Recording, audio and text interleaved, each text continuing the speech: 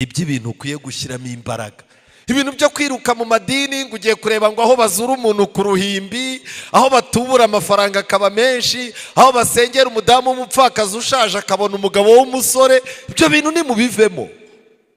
Ikimenyetso gikomeye ni kimwe: ese umwana w'umuntu uko agiye gutunguka ku bicu, nzaboneka mu itsinda rizamuhasanganira cyangwa nzaba muri ba bandi bazamwihisha? Ituro ry'uwo muntu riba ari ituro ry'umurakari. Niyo mpamvu niwibeshya akabura parika imodoka, azakubwira kubwire ngo amafaranga yanjye muzi icyo maze hano, nyajyanye ahandi nzaba mbabona munkenera.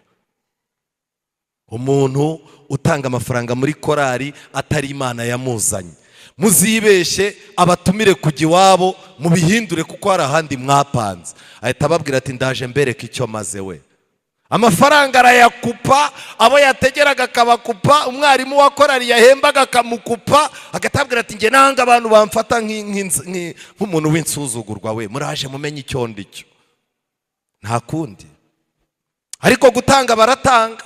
Ubu naho hari abantu batanga ariko amafaranga yabo n'amaturo yabo bakayakurikiza umuvumo. Umuntu agatanga igiceri cya 200, ibiceri 2 by'ijana, ku isabato yagaruka agahita avuga ati nari nzi ko nzasangaho amakaro. Ubu se si babitubwiye kuri mikrofone 200 watanze yanahindura ikaro ryo kuri tuwarete? Hano bigeze abanyamibare basigaye bicara bafite amakarikiratirise, kana katanze angahe aya naye. Abayobozi ntibazatubesha ubushyize, dore ubu turaranye 832,300. Urayabara harimo aya wangahe? Aha niho tugeze, kuko imbaraga zo mu ijuru zizanyeganyega. Ubwo nibwo bazabona umwana w'umuntu aje mu gicu afite imbaraga n'ubwiza bwinshi. Nuko rero ibyo nibitangira kubaho, mu magambo make, guturuka mu mwaka w'844 isi yakagombye kuba yaratangiye kwitegura ibihe by'akaga. Kwiringira TV, ubutumwa bwiza kuri benshi, gukizwa kwa benshi. Matayo 24 umurongo wa 14. Imana yo mu ijuru ibampera umugisha. Nejejwe no kuba hano nyuma y'igihe kirekire ntagera. Ndashimira Imana ibyo yakoresheje abayobozi b'iri torero ndetse n'abizera. Ndashimira Imana kandi yuko mugishikamye mu byo twizera. Izina ry'Imana rihabwa icyubahiro. Imana yongeye kumpa amahirwe yo kugaruka kugira ngo twongere dusangire ijambo ry'Imana. Reka nanone nongere nshimire abantu tuzabana muri aya materaniro tugiye kubanamo n'itorero rya Kimisagara, itorero ry'Abadivantisi umunsi wa 7 rya Kimisagara, abasanzwe bakurikira ibibwirizwa bitandukanye ku ma YouTube. Reka rero dushime Imana ko hano ku Kimisagara izaduhera umugisha. Ndagira ngo rero bitewe n'iminota dufite muri uyu mugoroba mike, mu nyemerere bakoresha ikizami. Ndagira ngo ndebe abagize umugisha wo kuzana Bibiliya. Amen. Rwose. Aha. Abafite noneho ahandi hantu bandika, ku buryo isomo ushobora kurireba ukaba wareba igitabo ugahita uvuga uti iki gitabo ningera mu rugo ndareba koko ko ari byo, kanabo mbarebe. Aba ni bakeya nshaka ko baziyongera. Yego, Imana ibaha umugisha. Ndagira ngo rero munyemerere, nitwa Musoni Flavien, ndumwizera wo ku Muhima. Ntabwo ndi mushyashya hano. Hano imbere yanjye hari abandeze, hari abanzi ndagasore gato banyeretse uko bicara n'uko bitonda mu rusengero baranyigisha. Nejejwe rero no guhagarara imbere y'ababyeyi banjye n'abavandimwe, ariko nanjye hari abo nayoboye barakuru bamaze kuba abagabo. Ubwo rero Imana iduha umugisha. Korari imaze gusoza iririmbye none hanyuma bigaragara yuko icyigisho dufite umwuka w'Imana yabakopeje ku nsanganyamatsiko. Ndagira ngo rero munyemerere dusenge dutangire twiga ijambo ry'Imana. Witeka Mana nziza, izina ryawe rihabwa icyubahiro. Abana bawe bavuye mu mirimo n'imihati y'ubuzima, warabarinze kandi wabahereyemo umugisha. Twinjiye mu isabato yawe yera, ibiganza byacu bipfumbase amashimwe. hari benshi bari aha bataguwe neza, ariko uri Imana idutera kugubwa neza. Mwuka wera agira icyo atumarira kugira ngo tubashe kuruhuka muri iyi sabato yawe wera, kugira ngo nawe ubwawe wera utubere uburuhukiro. Tugiye kujya mu byanditswe byera mu bice bitandukanye, mu mpapuro zera zitandukanye.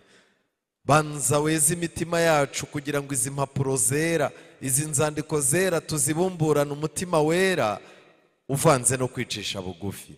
Kandi ijambo ryawe rigira imbaraga ku musozo, aba ari we duhanga amaso. Tubisabye twizeye mu izina rya Yesu, amen.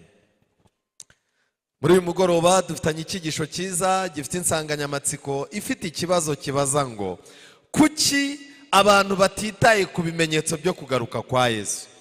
Ibimenyetso byo kugaruka kwa Yesu ni bimwe mu byo Yesu yasize avuze abantu bazareberaho bakamenya ko ari hafi, ndetse abahanga mu kubyitegereza bazamenya ko ageze ku rugi. Ariko ni iki kintu kirimo gutuma Satani arimo kutwica amaso ngo tutabona igihe kigeze? Kuki Satani arimo kuturindagiza ntitubashe kubara iminsi yacu? Kuki Satani arimo kutujyana mu kayubi ku buryo abantu bamaze kwibagirwa ko ubwami bw'Imana buriho, abantu bamaze kwibagirwa ko Yesu azagaruka? No mu madini menshi iyo nyigisho nta n'abaririmbyi bakiririmba. Ubu hagezweho kuririmba ibiryo, kuririmba ibintu byiza by'uko abantu Imana izabakura ku cyavu, kuririmba amagambo avuga ngo umutima wanjye ngo byarandenze mbura uko mbivuga. Ninde wigeze ashaka gushima Imana akabura uko abivuga? Izo ni indirimbo turimo guhabwa n'abantu batamenya ko ubwami bw'Imana bugize gute? Buri hafi. Ni iki? Kuki abantu batitaye ku bimenyetso byo kugaruka kwa Yesu? Mu gihe cya Yesu yaciye umugani, ndetse yari arimo kuganira n'abafarisayo. Abo bafarisayo ababwira amagambo akomeye. Mwese murabizi ko hari igihe kijya kigera ijuru rigatukura. Ikirere iyo gitukuye nimugoroba biba bifite icyo bivuze, ariko ikirere nanone iyo gitukuye mu gitondo ubyutse ugasanga ikirere cyatukuye, biba bivuze ikintu kinyuranye n'icyo byavugaga ryari nimugoroba. Abafarisayo bari abahanga mu kureba ikirere bakamenya uko ejo hazaramuka hagize gute hameze. Mfite ubwoba yuko Satani arimo kutujyana aho kugira ngo tube abana b'Imana akatugira abafarisayo, kugeza ubwo tuzaza tuba tuzi ikizaba ejo, uko ejo hazaramuka, ariko umutima wo kuzageza ibyiringiro byacu ejo tutagize gute tutawufite. Aya magambo nagira ngo mbabwire yuko iyo wifashishije Bibiliya neza igufasha kumenya igihe dusohoyemo, igufasha kumenya isaha dusohoyemo ikomeye. Ariko iyo Bibiliya uyishyize ku ruhande ukayoboka interinete, ukayoboka amaradiyo n'amateleviziyo, wisanga ahantu habi. Uhinduka umunyamakuru, uhinduka umuntu uzi ibintu byabereye mu Burayi, byabereye muri Amerika, ibintu byabereye muri Afurika y'Epfo, ariko ibintu byabereye mu ijuru, ibintu byabereye muri nzu y'Imana ushobora kutabimenya. Kandi Paulo yadusabye ko ibitekerezo byacu tuzaza tubihoza aho Kristo ari yicaye iburyo bwande. Kubw'ibyo rero aho niho tubasha gukura amakuru y'aho igihe kigeze. Twihute Matayo igice cya 16, abasomyi ba Bibiliya, Matayo 16 umurongo wa mbere.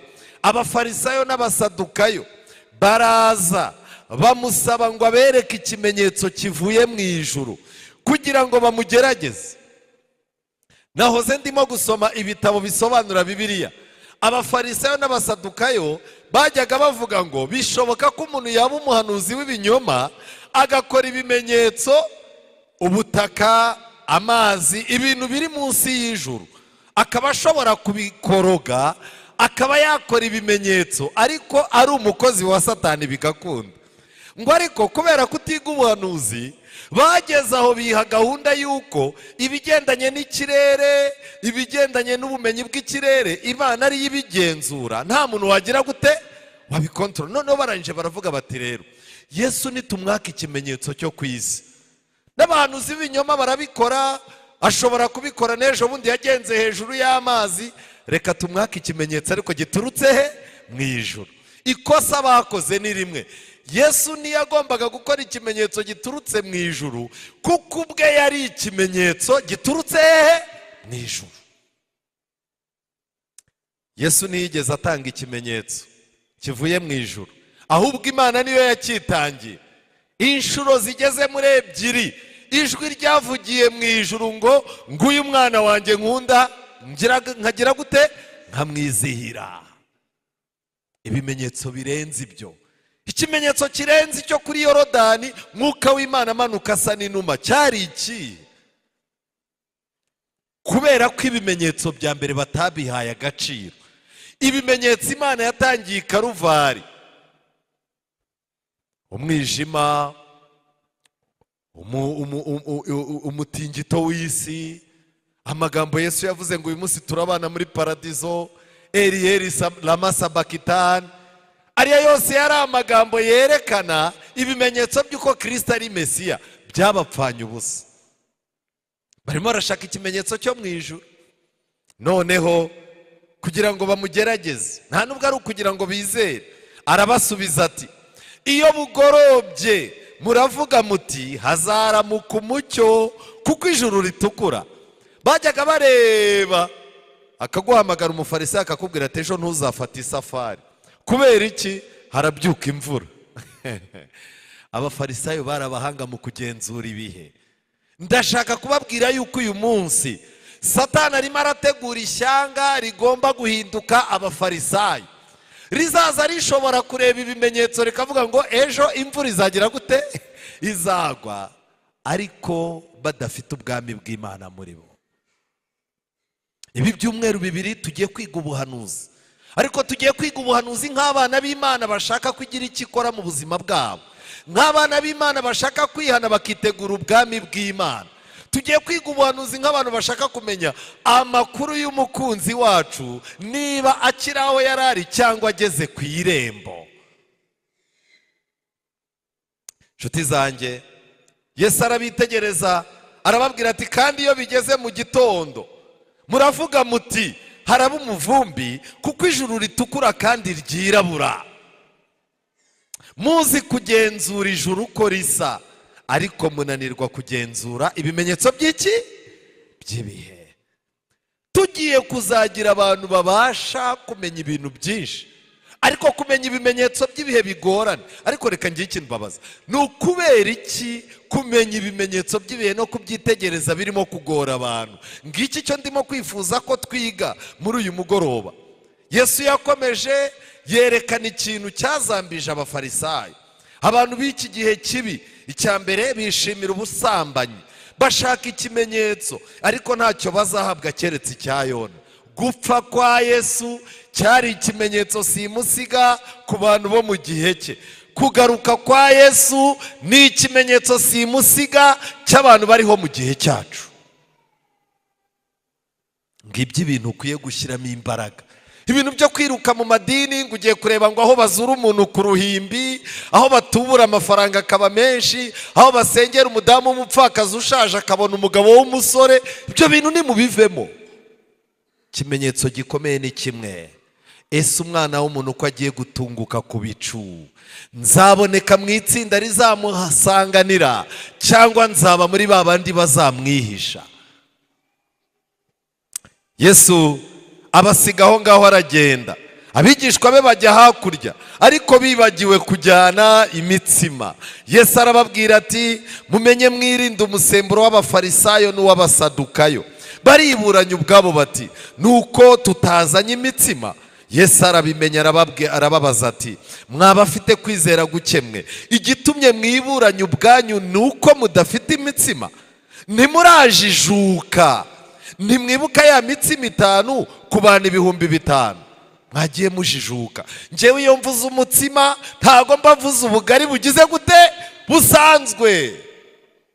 N'ubu haracyari abantu Bibiliya ivuga ngo Imana izadutunganyiriza umutsima ku meza imbere y'abanzi bacu. Umuntu agahita avuga ati, nta muntu w'Imana uzabura amakaroni ku meza. Reka da.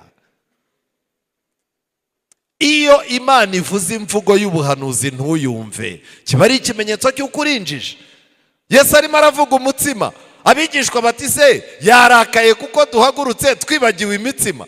Yesu arangije ati mwijya mu bintu by'ibiryo. Ubushize ngaburira abantu 5,000, hariyo mwari mwagendanye, muve mu bujiji. Ntimwibuka ya mitsima 5 ku bantu 5,000, mwujuje intonga zingahe? Cyangwa ya mitsima 7 ku bantu 4,000, mwujuje ibitebo bingahe? Niki kibabujije kumenya yuko ntababwiye iby'imitsima? Dukeneye muri iki gihe cya gihanuzi, dukeneye kumva imvugo y'Imana. Umukiranutsi wanjye ntazagira gute? Ntazarambara naho yagwa, azagira gute? Hazabyuka. Iyo mvugo isobanuye iki? Umukunzi wanjye narindi ku buriri, nuko umukunzi wanjye numva impumuro ye. Ibyo bintu bisobanuye iki? Biragaragaza urukundo Kristo afitanye n'itorero. None amasomo yose Kristo yandikiye itorero rye mwayamaze muyateretesha abakobwa. Nukuri nari nicaye ku tubambano tw'inzu numva impumuro yawe. Dukeneye kwitoza imvugo y'Imana. Nshuti yanjye, Yesu arangije arababwira ngo niki kibabujije kumenya yuko ntababwiye iby'imitsima? Keretse ko mwirinda umusemburo w'abafarisayo n'uw'abasadukayo. Abigishwa bava ku mitsima isanzwe, barangije baribaza bati none se noneho umusemburo wo niki? Nuko bamenya yuko atababwiye ko birinda umusemburo w'imitsima, ahubwo ko birinda imyigishirize y'abafarisayo n'iy'abaki? N'iy'abasadukayo.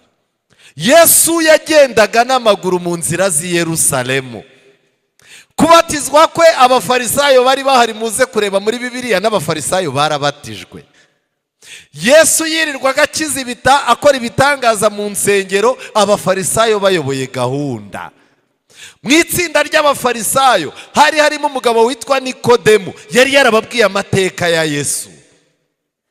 Ariko aba bantu bateguye imyigishirize izabuza abantu gusanga Yesu.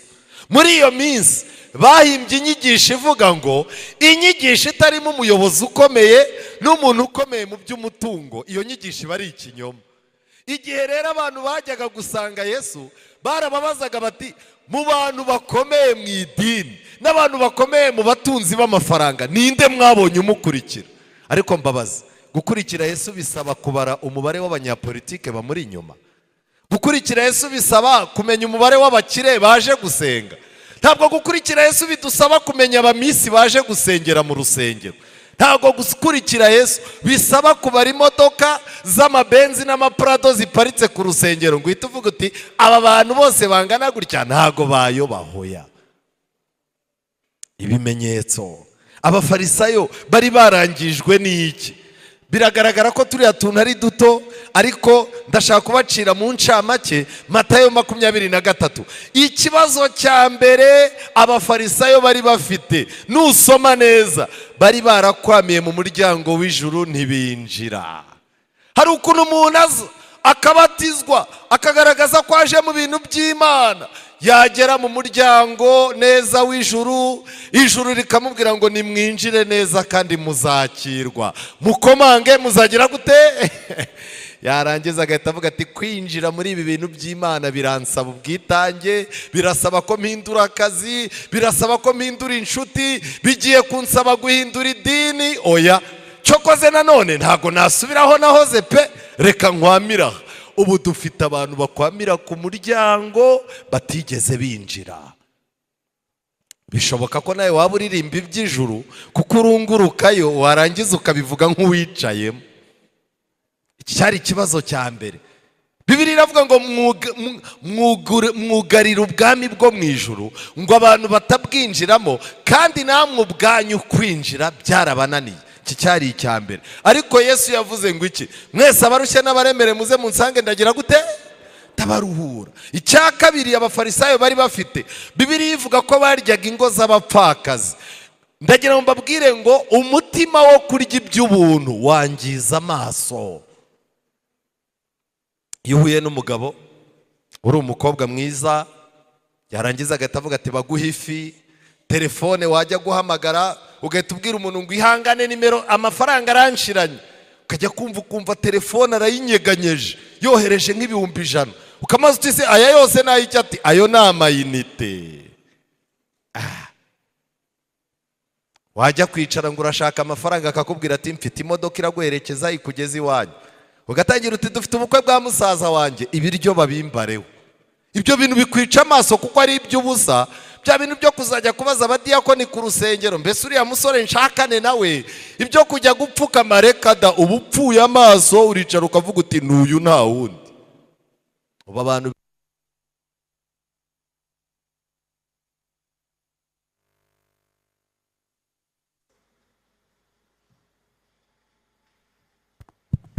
murakoze. Icyo nashaka kubabwira ngiki, ibintu by'ubuntu byica amaso. Abafarisayo baryaga ingo z'abapfakazi, ntihagire n'uwicara ngo yibaze ngo uyu mubyeyi ko yikoza akangaburira neza, ejo we nabe bazarya iki? Reka da, nimurya iby'ubusa muzabibona. Ntushobora kubona ibimenyetso byo kugaruka kwa Yesu urya iby'ubusa, kuko biravuga ngo gututubikana ko mu maso wawe kuzaguhesha iki? Umutsima. Uko turimo gukora tukavunika, uko turimo guhurira n'ibibazo mu kazi kadutunze, bitwibutsa yuko Yesu ari hafi, ageze hehe? Ku rugi. Ako muzarebe, ubu abantu benshi baraha barananutse, abandi ubuzima bwaranze, ariko muzarebe umuntu utunzwe no kurya iby'ubusa, abasa neza akeye, unamureba byutse ukagira ngo yiteye puderi, ntashobora kubura umutwe. Icya gatatu abafarisayo bari bafite gikomeye, bazererezwaga mu nyanja no mu misozi guhindura abantu ngo bemere idini yabo, bagakoresha imbaraga ngo haboneke abayoboke, ariko bo bari baranze kuyoboka nde? Imana. Ubu dufite abantu baha Imana serivisi nziza, ariko Imana batarigeze bayibera abayoboke.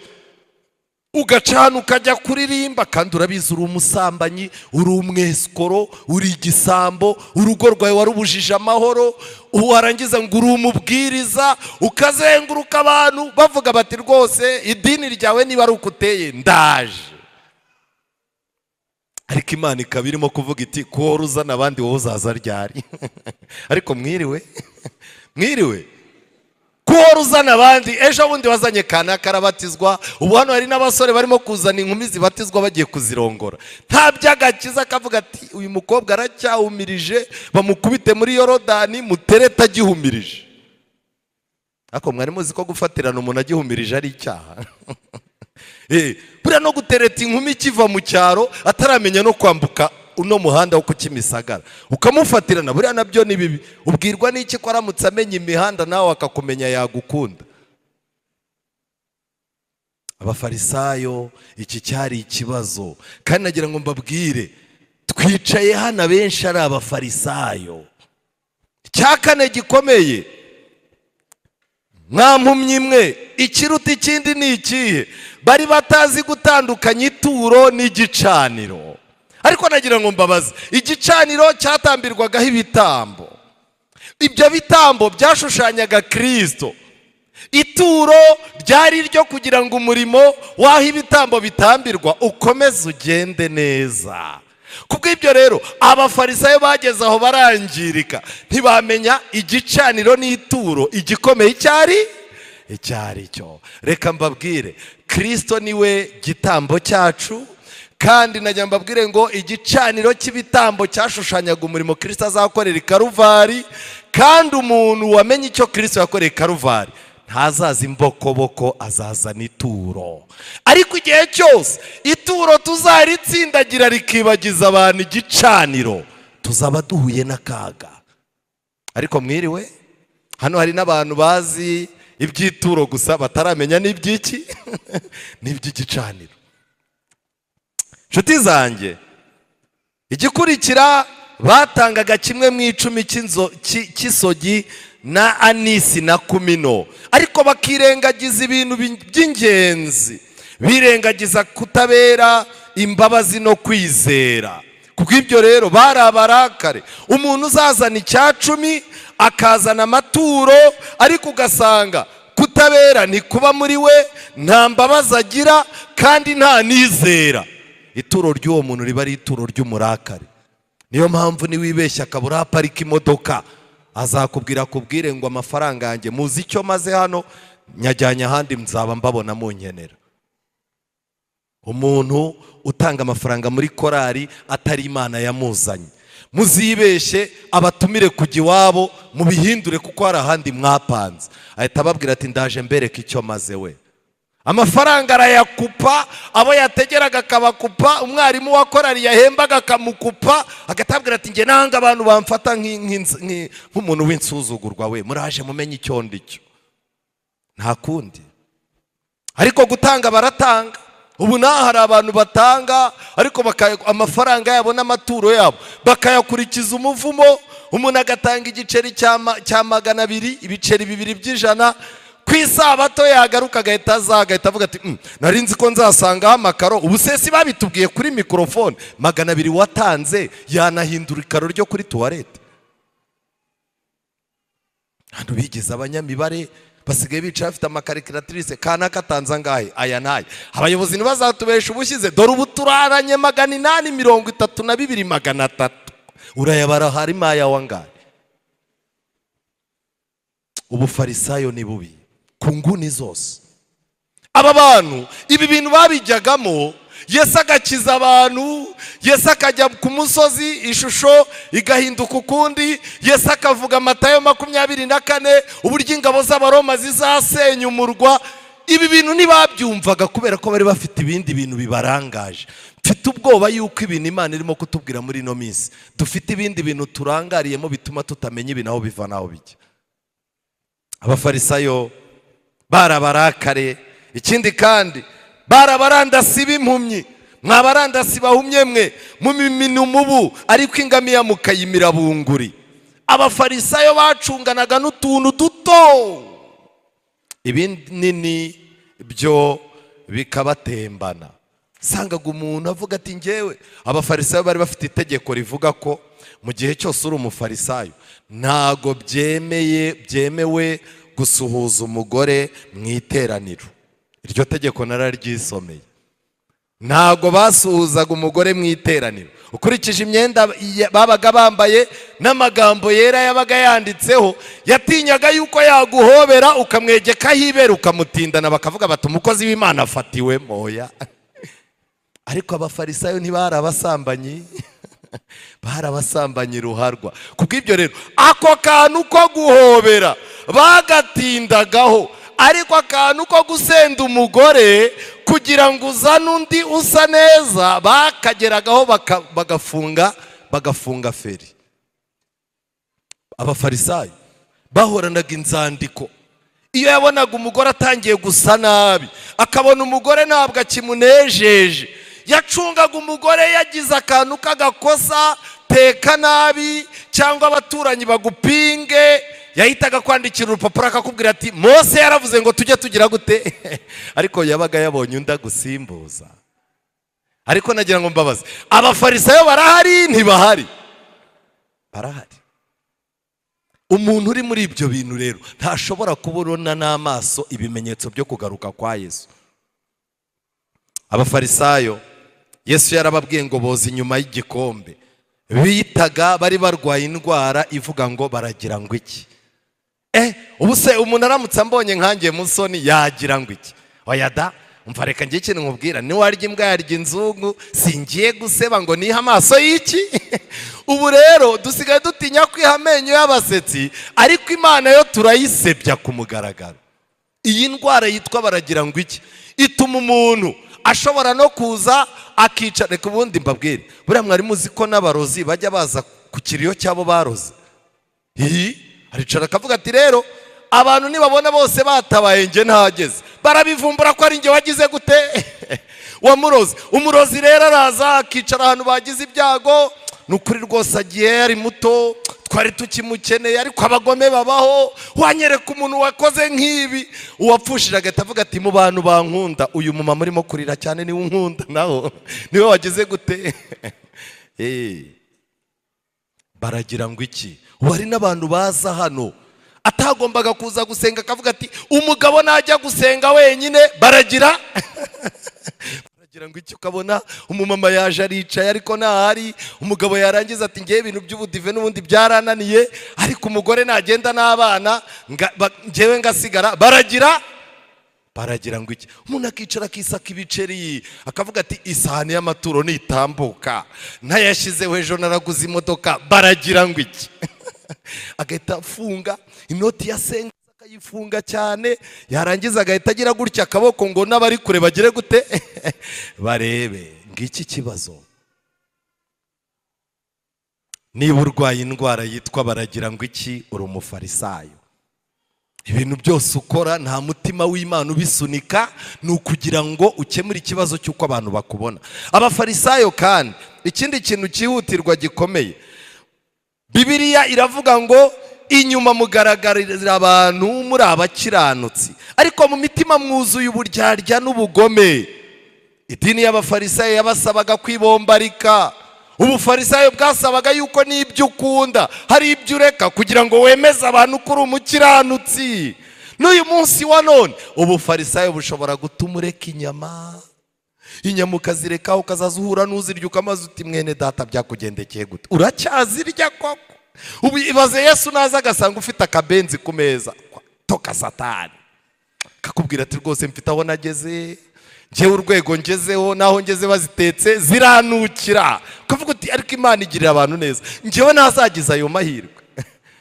Ubufarisayo bushobora gutuma hari akantu ureka, kubera ko ubufarisayo bwakongoreye ko umuntu waretse ako kantu kiba ari ikimenyetso ko ari umukiranutsi. Ubu se nta badamu mujya mubona akuraho umusatsi, yajyaga kubitamo ibintu by'amadiredi akabikuraho, yarangiza akabyambika umwana we w'imfura. Ubufarisayo ni hatari. Abantu bambone ko ndi umukizwa cyane, ariko ngewe n'ubundi nubwo mbiretse ntabishakaga, reka mbyishyirire ku mwana niwe ukiri mutarabikeneye. Nshuti zanjye, Yesu yapinze abafarisayo cyane. Baragendaga bakubaka ibituro by'abantu babanje by'abahanuzi, barangiza bakavuga ngo iyaba twari turiho mu gihe cy'abasogokuruza ntituba twarifatanyije nabo. Mu magambo make baravugaga bati abakera bari babi naba natwe. N'uyu munsi usanga abantu arimo kwicara agahita avuga ati ariko abakirisitu ba kera buriya mwakoraga iki? Bureba insengero turimo kubaka, ubundi mwebwe kera mwakoraga iki? Akumva ko ari twe. Reka ngira ikintu babwira, ubufarisayo buri gihe butera umuntu kumva yuko ababayeho mbere babayeho nabi, twebwe ari twe tubayeho neza. Ubwo ni ubufarisayo. Ntabwo ari twe dukunda Imana, ntabwo ari twe b'iki gihe tuzi Bibiliya kurusha abakera, ntabwo ari twe tuyikiranukira, si natwe tuyikunda tuyikorera cyane kurusha abakera. Abafarisayo bagayaga abandi kugira ngo babarute, ariko ikintu gikomeye kindi, Imana Yesu yaravuze ngo ngiye kubatumaho abahanuzi, mbatumeho abanyabwenge n'abanditsi, bamwe bo muri bo muzabica, muzababamba n'ibindi byose. Kimwe mu bintu biranga ubufarisayo ni uko butera umuntu kurenganya intumwa z'Imana. Kurenganya intumwa z'Imana ni ukuhe rero? Korari ihagaze imbere igiye kubaha umuburo, mugatangira kureba inkweto bambaye, ariko iyi korari ihorana abaririmbyi 7, noneho sinzi ko indirimbo bari buyirangize. Ubwo izo ni intumwa z'Imana urimo gutera iki? Amabuye. Umubwiriza agahaguruka akabwiriza, yageza hagati ariko uyu muturage mwamukuye mubona kwiranye n'itorero nk'iri ngiri koko, urimo uramutera amabuye. Umubyeyi akaguhamagara w'umudiyakonikazi, mwana w'umukobwa wagenze gake ukitwara gutya dore kuri umukirisitu, warangiza ugakebuka ukamureba, jya ucunga ibyawe n'iby'abakobwa bawe, wambonye nizana ntuzi iyo nzajya, cungana n'ibyawe, shyira umupira hasi. Umuhanuzi arapfuye ntapfuye. Rero icyo najya mbabwire ngiki, abahanuzi, abanyabwenge ndetse n'abanditsi, ubu ni ibitabo bingahe by'umwuka w'ubuhanuzi dufite, ariko ujya kubona ukabona umusore afite igitabo mu biganza cyitwa ubutumwa ku basore, akakirenga agamagara kuri radiyo ngo bamurangire, ngo bamubwire inama, ngo afite abakobwa 2, ngo yabuze umukunda n'umwanga uwo ari we. Ibyo ngibyo ni ukwica abanditsi. ubufarisayo rero ni bubi cyane. Nihuta kuko iminota yacu yanaducitse. Yesu muri Luka 21:24 Yesu yaravuze ngo Yerusalemu hazasiribangwa n'abanyamahanga kugeza ubwo ibihe by'abanyamahanga bizashirira. Yego, uyu munsi wa none abanyamahanga bafite ububasha ku itorero. Hari abanyamahanga barimo imbere, hari n'abari inyuma. Abari inyuma bagomba kurigerageza, abanyamahanga barimo imbere bagomba kubibyegamiza. Uri iki muri aba bantu? Uri iki? Hazaba ibimenyetso ku zuba, ibi byarabaye. Hazaba ibimenyetso ku kwezi, ibi byarabaye n'amatariki yabyo turayafite. Hazaba ibimenyetso ku nyenyeri, ibi byarabaye.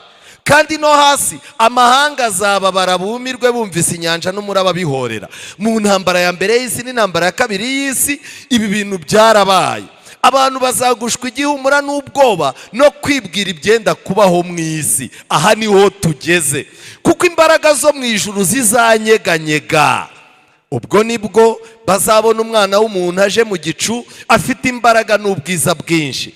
Nuko rero ibyo nibitangira kubaho, mu magambo make, guturuka mu mwaka w'844 isi yakagombye kuba yaratangiye kwitegura ibihe by'akaga.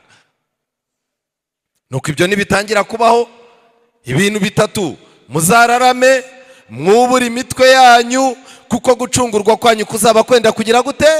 Gusohora. Iki ntabwo ari igihe cyo gufata amaso yacu ngo tuyatinze ku isi, tuyatinze ku bintu tubona. Nubona umuntu aguhemukiye, ukabona umugabo aguhemukiye, abana wabyaye bagutengushye, abo muturanye bakugiriye nabi, ubuzima bw'isi bwanze, ntuzakomeze ngo ujye ureba mu isi. Uwo uzaza uteganya ko aguhumuriza, hari igihe ari nawe uzaba ari bukwice neza. Uzubura amaso urebe hehe? Mu ijuru, kuko mu ijuru niho hashobora kuboneka ikinyuranye n'ikiba mu bantu. Aho kuvuga ngo umuntu araguhemukiye, musona arahemukiye sinzagaruka gusengera hano, urinjije. Naho uzajya uzahemukirwa n'undi kugeza igihe uzavuga ngo Imana ntibaho, ujye mu bapfumu. Umupfumu nawe agukubita inshyi mu maso, agucire mu maso, uhava uhita uvuga uti ubuzima burancanze. Isi izahoraho abantu babi, abantu bazabasha kwihangana n'abubuye imitwe. Nshuti zanjye, uyu munsi mu gitabo cya mbere cy'ibyo ku ngoma, igice cya 12 umurongo wa 33, Bibiliya iratangaje. Abo mu Bisakari, Isakari yari umwe mu bana ba Yakobo. Mu bihe byaje kugenda, Abisirayeli bagiye bagira abazi kurwana, abashobora kuba abatambyi, abashobora kuba abarewi, ariko kwa Isakari bagize umugisha. Mu gihe kimwe harimo gukorwa amabarura, basanga kwa Isakari harimo abanyabwenge, abo mu Bisakari b'abanyabwenge bwo kumenya ibihe no kumenya ibyo Abisirayeli bakwiriye gukora. Abatware babo bari 200, kandi bene wabo bose bumviraga itegeko ryabo. Aba bantu Abisirayeli bari babakeneye. Buriya kuri iki gihe turimo dukeneye abantu babiri mu itorero.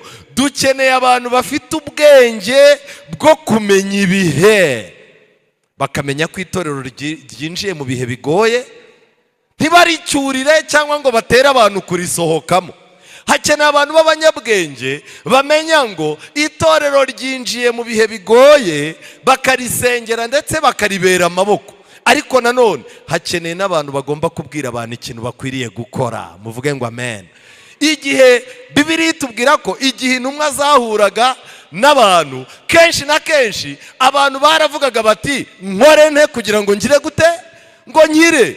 Uyu munsi wa none amadini atuzengurutse, iyo barebye ibimenyetso by'ubuhanuzi barabaza ngo dukore iki ngo dukire? Badivanisi ko mwagize amahirwe yo gusoma, muzi aho ubuhanuzi bwerekera, dukore iki ngo dukire? Kubw'ibyo rero dukeneye Abisirayeli bakwiriye kubwira abantu icyo bakwiriye gukora. Nshuti zanjye, nagira mbabwire ngo igihe kirimo kirihuta. Hari amagambo nasomye mu ntambara ikomeye, igitabo kiri soft nicyo nakoresheje, page 375, haranditse ngo nubwo nta muntu uzi umunsi cyangwa isaha byo kugaruka kwa Yesu, twasobanuriwe kandi dusabwa kumenya igihe ukuza kwe kuzaba kugize gute? Kwegereje. ni itegeko. Nkuko utanga icya cumi n'amaturo, nkuko uza gusenga hano ku isabato, kumenya ibimenyetso byo kugaruka kwa Yesu n'igihe Yesu azagarukira ni itegeko, ni ibintu bikureba. Ikizaranga abantu bazaba batarakurikije iri tegeko, ngo bazagenda bajye kureba abapasitoro, bajye kureba aba bishopu Yesu agiye kugaruka, bababaze ngo none iki ni cya gihe cyo kugaruka kwe? Igihe cy'imyiteguro kizaba cyarabacitse. Abantu bazegera ababwiriza bababaze bati mwebwe mwasomye murabona igihe kigeze? Ababwiriza nabo bazaba benshi umwuka w'Imana yarabavuyemo, bazaba bameze nk'isaha yapfuye. Ntigeze kujya kubwiriza ahantu bafite isaha yapfuye, ndabwiriza, ariko ndebye ku isaha umutima warambwiraga ngo nyamara ushobora kuba watinze. Ndebye ku isaha nsanga biracyari saa 5. Reka da ubusa bizera nabarekura muri iki gitondo. Haburiya rero mwiteraniye ibonye ukabona umuntu umwe arayuye, hari n'abantu babarakara ujya kubona ukabona afunze isura atangiye guhekenya amenyo. Umukuru w'itorero uhubuka ukabona agiye hanze, n'undi arasohotse, bakajya hanze ukabona umwe agarutse yishima mu mutwe. Iyo uri ku ruhimbi uhita umenya ko hari ikintu cyagize gute. Ndangije nagize amahirwe nsoza kare, ndangije ndababwira ariko rero namwe mwampemukiye, isaha yanyu irakora. Batise burya isaha ntikora, kandi ubwo bari baturutse mu gitondo bayireberaho igize gute. Urumva uhageze saa 2 yabonye ari saa 1 aravuga ati uyu munsi dutangiriye hehe ku gihe. Noneho ndangije bahamagara umudiyakoni bamwuka inabi cyane, ariko ikibazo yari iki?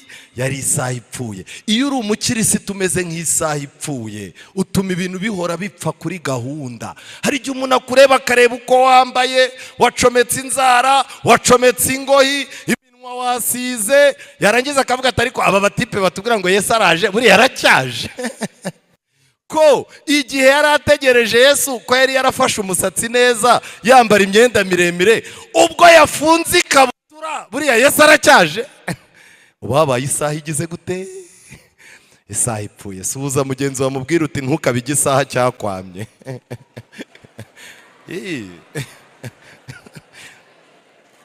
Ntukabige isaha cyakwamye. Ku buryo umuntu akubona agasanga urimo urarya akabenzi, akakubaza ati se kutaryaga inyama Yesu ntakije? Oya, aya magambo y'umunambari ikomeye aratangaje. Tubwirwa kandi ko kutita ku miburo ya Yesu ndetse no kwanga cyangwa kwirengagiza kumenya igihe kuza kwe kuzaba kwegereje, ibyo bintu bizatubera kaga gakomeye, nk'uko byagendekeye abantu bo mu gihe cya Nowa batigeze bashaka kumenya igihe umwuzure wagombaga kugira gute kuzira. Abantu baravuze bavuga ati ibi bintu byo kumenya ngo imvura izagwa ntabwo ari ibyanjye. Nitubona imvura yegereje, tukabona yuko imvura yakubye, twebwe icy'ingenzi ni uko turakorera ibyaha byacu hafi y'inkuge. Ngiyi imitekerereze y'abakirisitu b'iki gihe. Umuntu aricara akavuga ati nta kibazo, ndashaka abagore 2 ariko nkomeze mbi inshuti y'itorero. Undi akavuga ati rero ibintu byo kurimba byarananiye kubera akazi nkora, ariko nzaza ngerageza nze ku isabato saa 5 ngume hafi y'inkuge, icyumweru n'igitangazwa nzahita ngira gute. Ntago muzabishobora. Icyo udashoboye none nikizashoboka. Ariko mwiriwe, kandi abantu turi kumwe barimo kumva ibintu mvuga, nagize ngo ndimo ndavuga ururimi rutumvikana. Aya ni amagambo ari mu ntambara ikomeye. Dushobora kuzisanga tumeze nk'abantu mu gihe cya Nowa kubera kutita ku makuru n'ibimenyetso byo kugaruka kwa Yesu. Uko abantu bakangukaga maze bagatangira gushaka kumenya iby'inzira y'agakiza, aha ni mu gihe cy'ubuprotestani, abigisha mu by'idini babitambikaga imbere bakajya hagati yabo n'ukuri. Ikindi kintu cya gatatu gituma abantu batita ku bimenyetso, iyo abantu bakangutse ngo bite ku bimenyetso byo kugaruka kwa Yesu, abayobozi b'amadini barabwira bati mwikabya. Ngo abayobozi b'amadini baraza bagahagarara hagati y'aba bantu n'ukuri. Bivuze ngo ba bantu niba ari bugira amahirwe yo kuza ngo bimenyere iki ukuri. N'uyu munsi wa none hari amadini utakumva ko Yesu azagaruka, hari amadini atakivuga ko hazabaho umunsi w'imperuka, hari amadini atakivuga yuko abantu bazacirwa urubanza. Reka da, kubera iki? Abayobozi b'amadini bitambitse hagati y'abayoboke babo n'ukuri. Muze gutaha ibintu mu bisome. Iyo abantu bakangukaga rero bakagerageza kubamara ubwoba bakoresheje gusobanura ijambo ry'Imana uko ritagize gute, uko ritari. Iyo ubajije ibintu by'isabato n'icyumweru ukavuga utari ko hari igihe kizagera, pastor bishop mbwira ngo hari igihe kizagera amadini yose agategekwa gusenga umunsi umwe, aricara akakubwira ati yego bizaba kandi byaratangiye, ariko iryo ni iterabwoba ry'abazungu. Akaba kumaze iki? Cyenda winywere, wirire, ubyine, ujye mu mwuka, wikarage, tuzajya mu mwuka rimwe, tuguruke mu kanya gato, dusimbuke mu kanya gato, ijuru tube twagize gute? Ijuru ryahumuye. Umwizera agatavuga ati nzarijyamo, pasiteri yabimbwiye. Minota yo kukimisagara igingora, reka nshaka uko nsoza. Muri iki gihe hari abantu benshi mu isi birengagiza ibimenyetso bigaragara Kristo yatanze kugira ngo biburire abantu ibyerekeye kuza kwe. Bashaka uko bacecekesha ibyo babona kandi bazi, mu gihe ibimenyetso by'imperuka bisohora byihuta kandi isi ikaba isitara igihe umwana w'umuntu azahishurirwa ku bicu. Paulo, aya magambo yanditse mu gitabo cy'ibyakozwe n'intumwa cyanditswe na Ellen White, page 161. Paulo yigisha ko kutita ku bimenyetso bizabanziriza kugaruka kwa Kristo ari icyaha. Turimo kwihana kwiba, kwica, gusambana, ariko uko twegera imbere kwirengagiza no kudakurikirana ibyo kugaruka kwa Yesu ngo utunganye ubuzima bwawe, ubwabyo nabyo ni icyaha mukwiye kwihana. Nshuti zanjye, hariya hari umuntu murimo kubona, murimo murareba iki hariya? Aha, none se uriya muntu ufite iriya zero fote buriya ni umusaza? Oya, ni umuntu wifitiye ibibazo byo kutabona, ariko ari kumwe n'undi muntu ubona urimo kumuyobora. Hariya bari hari icyapa. None nagira ngo mbabaze, kiriya cyapa ko ari ikimenyetso cyerekana aho abantu bambukira, kiriya cyapa kirareba nde muri bariya abantu babiri? Simwe mbaza? Ariko ko mutansubiza abantu bo kukimisagara mwabaye mute?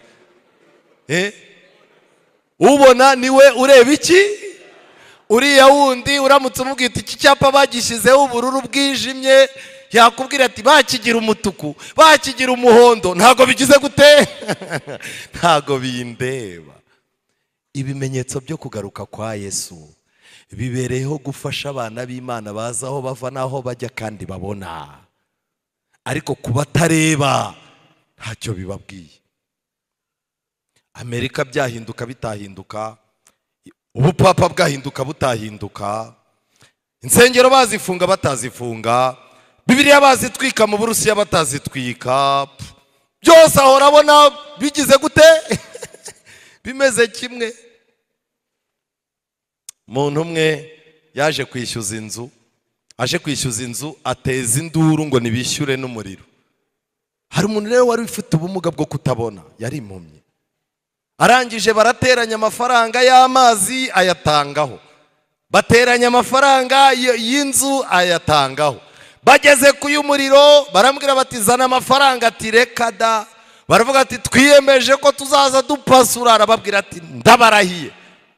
Nyirinzu yumva barimo barashwana, arabahamagara, ko murimo gushwana byagenze gute? Bati tujya gufata inzu twari batatu, twemeranyije ko ibintu byose tuzagira gute? Tuzabifatanya. Ubu rero uje usanga turimo kuyateranya. Uyu mugabo ureba anaturusha n'amafaranga nubwo ubona afite ikibazo, ariko amafaranga y'amazi yayatanze, amafaranga y'umuriro yayimanye, ay'inzu yayatanze. Nyirinzu arangije aramureba ati niko ni gute ushyushya mu mutwe w'abagenzi bawe? Kuki udatanga amafaranga y'umuriro? Akuramo amarinete arababwira ngo njyewe mwacana mutacana ntacyo mba ngize gute? Ntacyo mba mbona. Nyirinzu arangije ati rero ababona nimwe muzaza mugira gute? Mubibazwa. Reka nongere mbabwire yuko fagitire y'umuriro vuba bidatinze ubuhanuzi turimo kujya, abasanzwe babona nibo bazayishyura, ariko abasanzwe babona ibintu nk'uko bisanzwe ntacyo bizabigize gute bibarebaho. Amagambo akomeye yo mu bifuzwe byose. Ishyanga ry'abayuda ryari ryarabikijwe ukuri kwera, ariko ubufarisayo bwari bwarabahinduye ba nyamwigendaho, bubahuma imitima kurenza abandi bantu bose. Mu magambo make, ubufarisayo bwangiza ibintu bibiri. Icya mbere, ubufarisayo butera umuntu kuba nyamwigendaho. Umuntu aricara kumva niwe ukiranuka akava mu itorero. Hariya bariya abapagani se birirwa bumva inzogera, buriya nahakura Imana, nta Mana ikiba hariya. Ugasanga umuntu ni nyamwigendaho, yarangiza ngo Imana ngo izibarize umuntu ku giti cye. Ubufarisayo butuma umuntu ahuma, umutima we urahuma, ukomeza kwizera yuko uri umuntu ureba kure, bikazarangiza ari wowe mpumyi ya mbere. Ndasaba Imana ngo igire ikintu ikora kidasanzwe. Impumyi ebyiri zari zirimo gusabiriza, zirangije Yesu arahanyura, ahaciye izi mpumyi zarihaye gahunda yo kugendana. Kubera iki? Buriya umuntu muzima n'impumyi iyo bagendanye, hari igihe uhumye yibwira ko ureba azamucyurira. Hari abantu rero bajya bafata umwanzuro akavuga ati njyaho kugira ngo ngendane n'ureba, nzaza ngendana na mugenzi wanjye duhuje iki? Umubabaro. Kubw'ibyo rero izi mpumyi ebyiri zaragendanaga, zaririnze kugendana n'abagize gute? N'ababona n'ubu ngubu twicaye aha, impumyi zikunda gusangira inzoga ziragendana, impumyi zigira ubujajwa hano nazo ziragendana. Mugomba kugendana n'umuntu muhuje imibabaro. Barangije zumvise yuko Yesu ahanyura, zirataka cyane ziti, Mwami mwene Dawidi tubabarire. Abantu barazicyaha ngo zihore, ariko zirushaho gutaka ziti, Mwami mwene Dawidi gira gute tubabarire. Yesu arahagarara, arazihamagara, arazibaza ati, murashaka ko mbagirira nte? Ziramusubiza ziti, Mwami amaso yacu agira gute ahumuke. Hari abantu urimo gukiza, twe ntago tujya tubireba, hari abugaburira, ibitangaza birimo kuba, rwose tubabarire turebe, kuko kureba nibwo butunzi. Reka mbabwire abantu b'Imana, kuba mu itorero ry'Abadivantiste uhumutse amaso, ubasha kureba ibitangaza by'Imana n'amaso yawe, ukareba urukundo rw'Imana mu nzu yayo, ukareba urukundo rw'Imana mu rugo rwawe, ukarureba uburyo Imana ikurinda, warangiza ukaba ufite amaso abasha kumenya ubuhanuzi aho buva naho bwerekera. Uhuye na Yesu, ikintu cya mbere wamusaba, wamubwira ngo Mwami gira gute mpumura. Yesu arangije azigirira imbabazi, akora ku maso yazo, uwo mwanya zigira gute zirahumuka. Kuki batavuze ngo ziramukurikira? Bibiliya yawe cakarongo munsi yaba, bagombaga kwandika ngo ziramukurikira. Ariko impumyi iyihuye na Yesu, yarangiza akayigirira imbabazi. Impumyi abantu bacecekesheje nticeceke, ikavuga ngo nzashyirwa ari uko mpuye na Yesu akagira gute akankiza. Iyo Yesu ahuye nazo akazikiza rero, wowe uzakomeza uvuge ngo kanaka yari impumyi, ariko Yesu ntiyongera kumwita impumyi. Yesu ahita amwita umwana. Bibiliya iravuga ngo barangije bagira gute baramukurikira. Ndasoza mvuga ngo Imana yo mu ijuru iduhumura amaso, kandi iduhe gukurikirana iby'agakiza kacu, idukoze umuti ku maso duhumuke, tubashe kureba ibitangaza irimo gukora, tubashe kureba ibyo irimo gukora mu nzu yayo, tumenye aho ubuhanuzi bwerekera, ariko tubashe no gusoma ijambo ry'Imana tunaryumve. Muri uyu mwanya ninde muntu uri aha ngaha uvuga ngo Mana ubuhumyi bwaranteye ku buryo ntakibasha no kubona urukundo rw'Imana? Ubuhumyi bwaranteye sinyisoma ibyanditswe ngo mbyumve. Ubuhumyi bwaranteye nta nubwo nkimenya aho igihe cyerekera. Ariko muri uyu mugoroba Mana kora ku maso yanjye, aho uri haguruka dusenge. Mana ibahe umugisha. Witeka Mana nziza, izina ryawe rihabwe icyubahiro. Ubuhumyi, ubufarisayo, kimwe mu bintu bikomeye bituma imboni z'umuntu zangirika. Ariko dushimye yuko umuntu yahuye nawe akakureba akagutakira nubwo yaba atabona, umuhindurira amateka, ukamuhumura, kandi warangiza ukamuhindurira izina. Abana bawe barahagurutse kubera ko batari bazi neza aho igihe kigeze, ariko ukanguye imitima yabo, uhumuye amaso yabo, bagiye kubona ko utabatereranye ahubwo uri hafi yabo, bagiye kubona yuko uri mu itorero ryawe utaritaye, urabahumuye, bagiye kubona yuko ibihe birimo kwihuta, urabahumuye kugira ngo bamenye uko bitwara mu gihe cy'iyi minsi mibi. Ukomeze udutegurire ibyo tuziga, kandi ubwo dutangiye aya mavuna ku musozo abe ariho zahabwa icyubahiro, tubisabye twizeye mu izina rya Yesu, amen. Kwiringira TV, ubutumwa bwiza kuri benshi, gukizwa kwa benshi. Matayo 24:14.